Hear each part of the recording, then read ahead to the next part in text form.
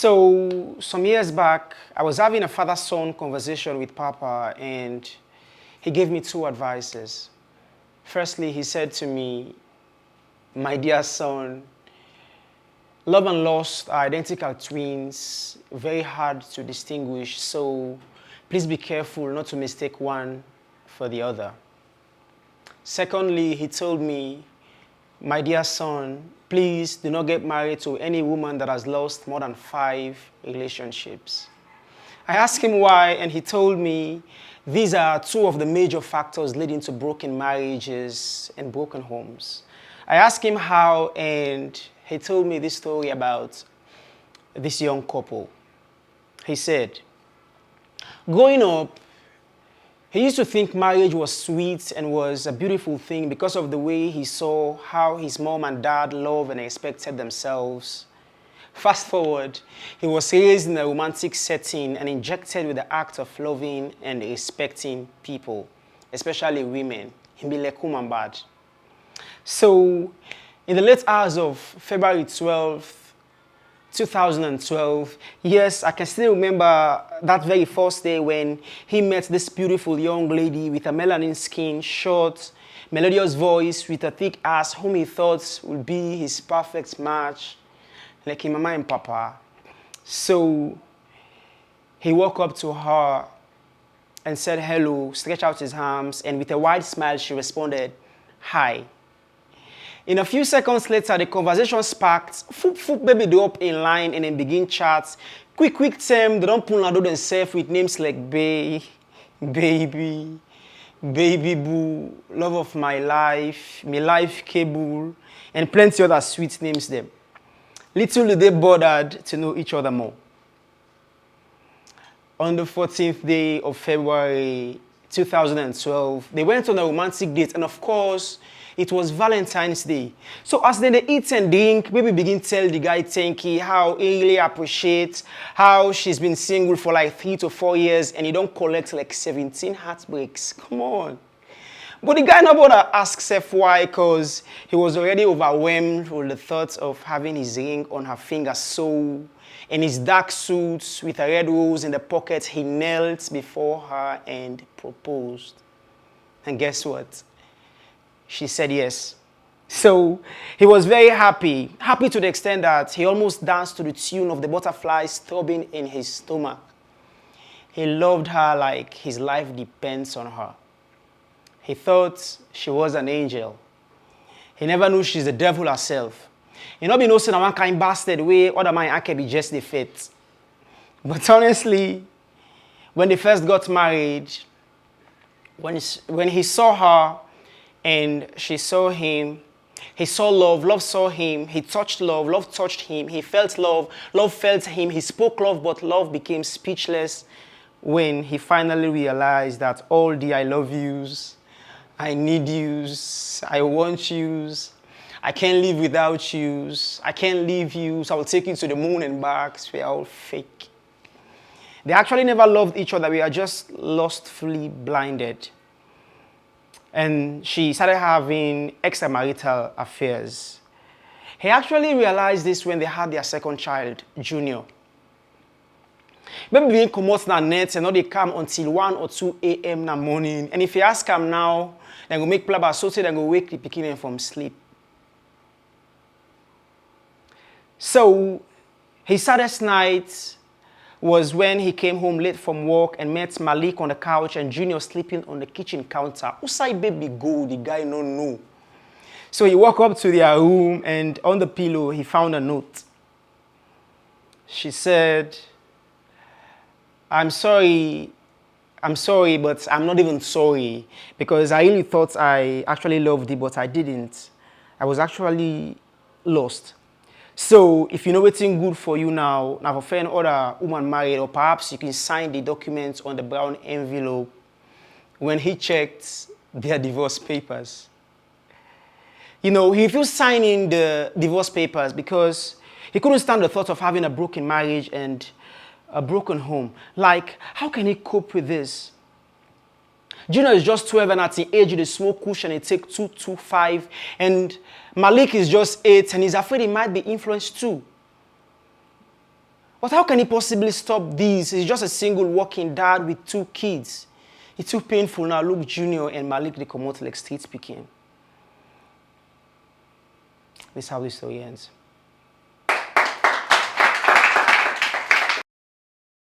To the woman I'm supposed to marry in the future, I'm sorry the world told you I was coming. I'm sorry you spent your younger years trying to be the perfect woman for a guy you'll never meet. I'm sorry my promised arrival made you leave other marriage requests unread, hoping that I was going to be the one to make it all worth it. The world lied. So in the future, when you and another man come together to create a new garden, I apologize for the butterflies that won't be there because of me. In my defense, I used to be just like you. I used to look forward to our wedding day like a farmer watches the skies for rain. I've been writing this list and includes all the people I would like to invite to our special day. So far, it has my mom, my dad, and my ex who told me I'll never find a woman like her because I want you to prove to her that she was actually right. I've been practicing our wedding vows in front of the mirror until it became super glued to my tongue, but life has taught me that things don't always go as planned, so I'm writing this letter because I want you to understand why I chose to end our love story before it even began. I come from a place where the difference between love and hate were hardly distinguishable. For example, I knew a man who loved his wife so much he couldn't find the words to express it. Somehow, in his own twisted way, he became convinced his fists were the best way to help him out. In the past, he used to push back her hair and steal a kiss, but nowadays, whenever his hands touch her cheeks, her face experiences an allergic reaction that draws the life out of her smile. I knew a husband whose house always felt like a battlefield whenever he came home from work. So, even though he arrived early, he camped in his car 5 blocks away until he recruited the courage necessary to face his enemy. I mean, his wife. I knew a couple whose eyes became lanterns whenever they were together. How their lips connected to make poetry without ever making a sound. How she always felt like a queen whenever he held open doors, or he said ladies first, or he warmed her heart by offering her his jacket on a cold night. She never played sports, but she did all the right things to win his heart. You see, she made him feel like a king by always wrapping his smile in a compliment and making every day feel like Christmas. When he finally proposed, it was less of a surprise and more of a promise that had finally been fulfilled. At this point, I thought they were going to live happily ever after. Instead, I ended up witnessing a marriage that went through endless storms. I witnessed the fights. I witnessed the compliments that time hardened into insults. Her mouth shot at his ego, which by the way was so big she actually never missed. One time, his self-esteem took a crucial hit, but it was able to survive after surgery and 3 months recovery on the bed of another woman. I watched how the bar down the street stopped looking like a bar and more like a visit to the therapist. Peace was the number of bottles it took him to decide the couch was good enough because the bedroom always felt like a civil war on steroids. I watched how the word divorce started sounding like the magic cure when couples counseling, fighting for their love, and talking it out all failed. So to the woman I was supposed to marry in the future, I'm sorry the world told you I was coming. In the place I came from, marriage is not an example I would like to follow, which is to say, I would rather love you without meeting you than eventually giving you a broken marriage. I just hope that these words will be the search party that finds forgiveness in your heart, because maybe in another place, in another time, in another world, in another lifetime, fate will be kinder to the both of us. Yours, never. We were the Gen Z Eros and Psyche. We were that beautiful love story every young lady would like. We were the fantasy of many young hearts. We gave life to others by holding hands when walking, you staring at me when talking, me begging you to stop cheating. We were those lovers by day and fighters by night. A gentleman by day, Muhammad Ali by night. I gave you my all and endured your all. We were fine. No, I was fine. You slept with thousands by day and infect me at night. You watch me burn and laugh at my insecurities. This marriage was built on a firm foundation, not a solid rock, but on ices and daces. Now, butter stone me to ill, you get for sweat before you reach up. Nevertheless, I was fine. Until one day I didn't look like destiny. I didn't smell like the lady you had tea with. I didn't have the body of a 16-year-old and couldn't bend like a stripper. Until one day my presence irritates you and you didn't feel like coming home. Until one day the vow you took before God and man became a joke to you. Until one day you didn't feel like wearing your wedding ring. You didn't feel like coming home to me. Until one day you didn't stop hitting because I refused to abort the 7th pregnancy. Until one day you said I wasn't hot enough to melt your heart. I wasn't the only sugar in your tea. I wasn't the only lady you wanted to have kids with. I wasn't the lady you wanted after you laid with a light skin. I loved you. So I am fine. I am fine because with you I felt love. With your blows I felt safe. Coming home to me every night feeling drunk felt like peace because I get to escape your blows. But you are the man for me. The father to my kids, the husband that made me a wife. I loved you. I get asthma, but I was ready to gather dust with you, to build that firm foundation with you. I was ready for eternity with you, but you wanted a sexy life. You wanted a light-skinned caramel lady, a little refreshing mixed with chocolates. You wanted a whore. And over my dead body will I become one for you because they say, can't try, they not say can't die. So now I'm letting you go. I'm removing the son that you became in my flesh. I'm putting you on my waiting list while you became a raging beast. I burnt the cough you gave me as ring. This is clapback season, and I'm feeling it. I'm in my soft life era, and I'm living it. I don't miss you, believe me. Keep the love and use it. You need it more. So you, young lady, whenever the blows get too much and the cold gets suffocating, let's go. For there is peace in letting go. There's love.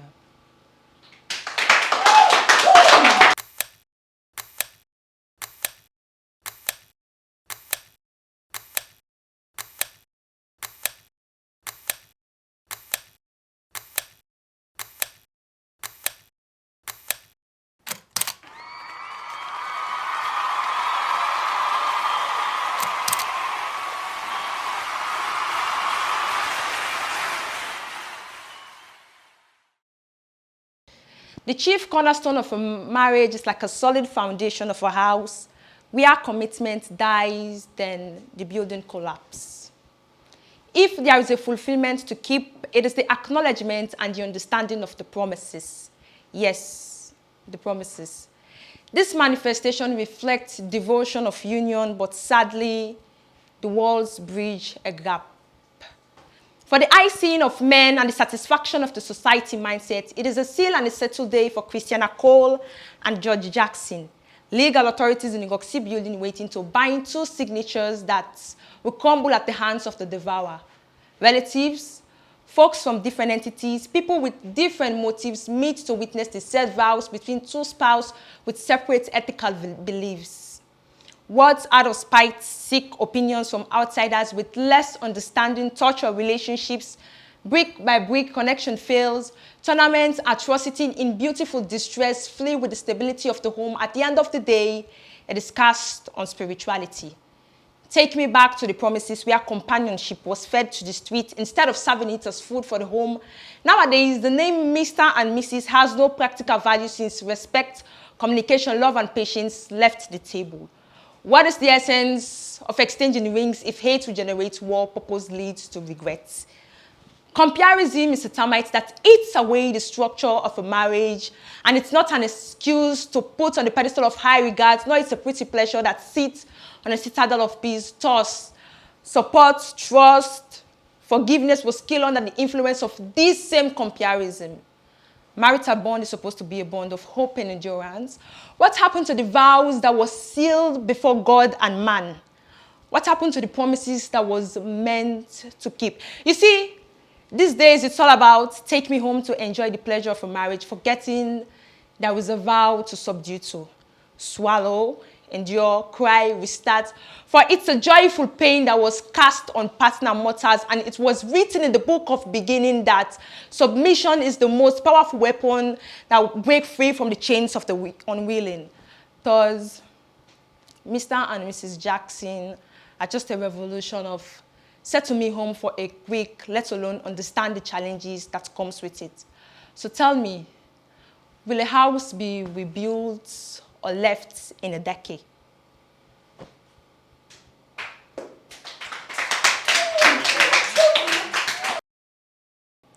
Jude na we no more. If not to for now, for don't left for papa lolonte.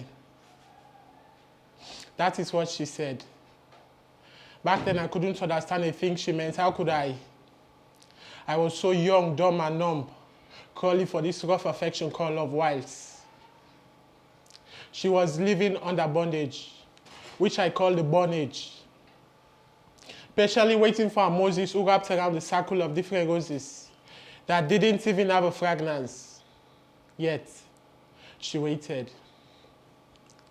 I had a dad, but it never felt like, because my mom was like a mixed fraction, 2 whole number 1 all over 2. And we felt the love too because she gave us life in twos, a perfect source of me and you. She gave it her all. I can't start to imagine the burden she endured, the strength of both characters she had to show. It was all too much. It would have been unbearable even for a man like me. But yet, she stayed resilient. Whenever I was at home, we were like soldiers. A fier lieutenant colonel with his battalion.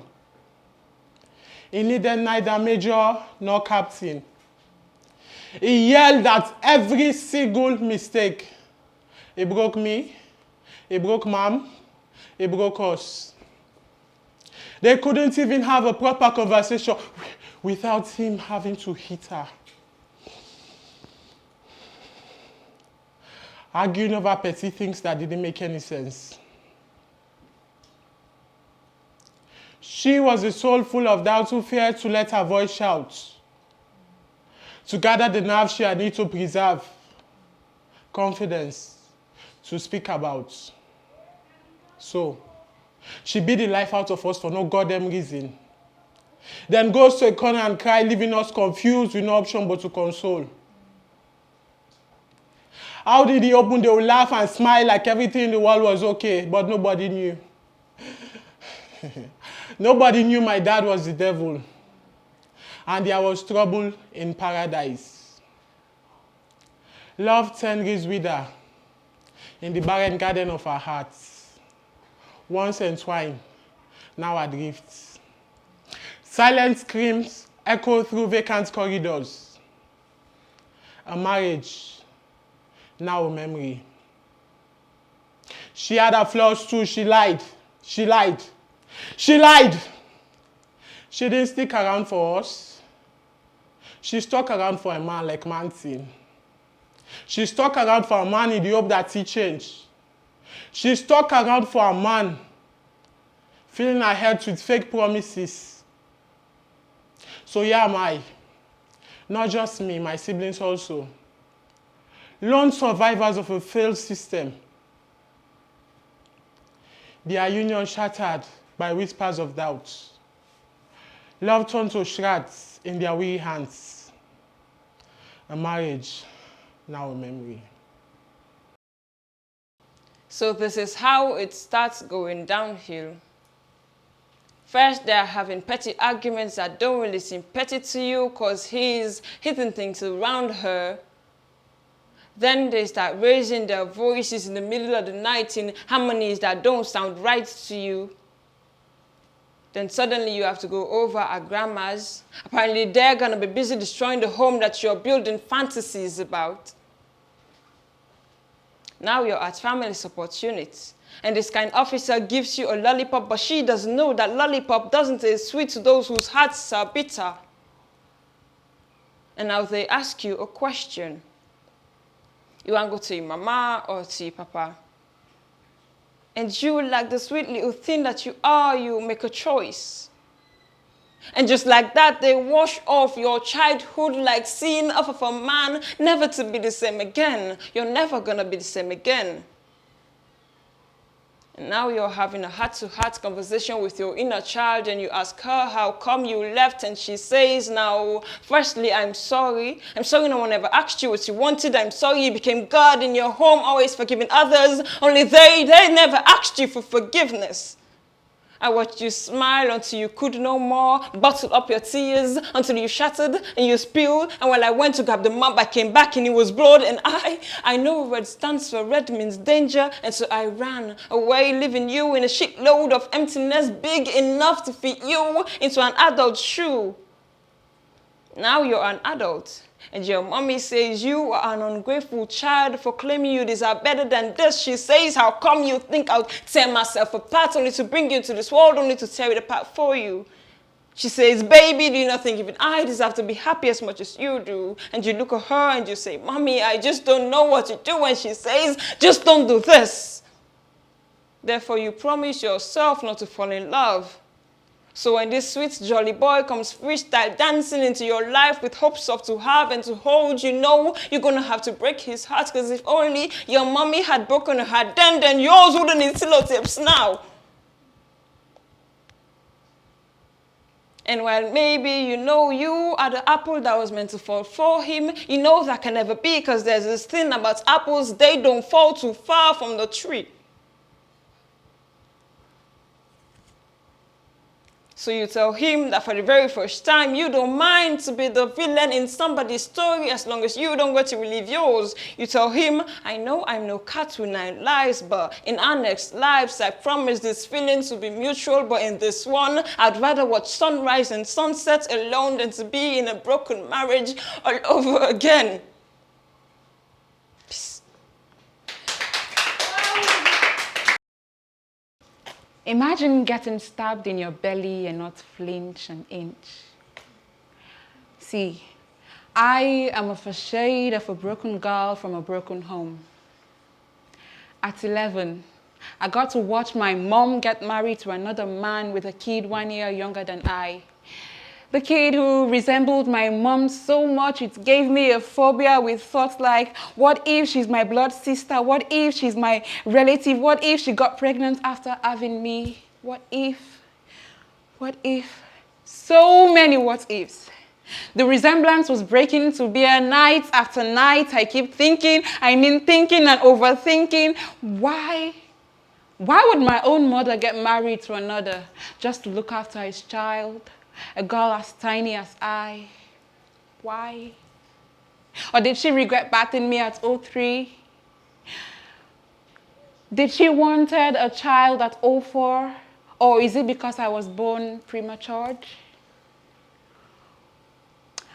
See, I never said the vows, but I'm haunted by it. I wasn't there when you sealed the forever deal, the till death do us parting. Now I suffer the consequences. The consequences of your lost excuse for love made me understand the word divorce at a pretty young age. At a pretty young age, the anguish and pain I couldn't take. But hey, I'm bamboozled at how strong I became. Now I'm using this pain as a first aid.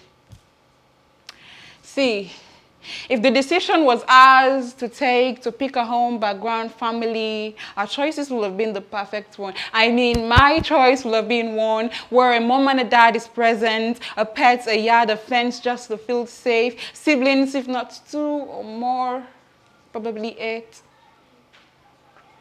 A home where mom isn't always lashing out her past on the kids, dad always making sure he takes time out of work to create memories. A home where mom disciplined us the African way just so some changes will be made. So when Nasty C said, do we even know who we are? Bunch of savages from broken marriages. When I close my eyes, what do I recall? I see endings but no happy ones at all. I see rings go from fingers into dresses. I see wedding pictures taken off the wall. He is smart for saying all these words because that's exactly how I feel. As a child born to a family of Bible readers, I think they both skipped 1 Corinthians 7, verses 10 to 11. For us that don't know, it says, wife, do not flee from your husband. And even if you do, don't get married to another. And husband, don't chase your wife away. But hey, I guess you both skip that chapter, probably. And especially if you get picking. So yeah. So when I asked the question, imagine getting stabbed in your belly and not flinch an inch. That's the pain I mean. Thank you.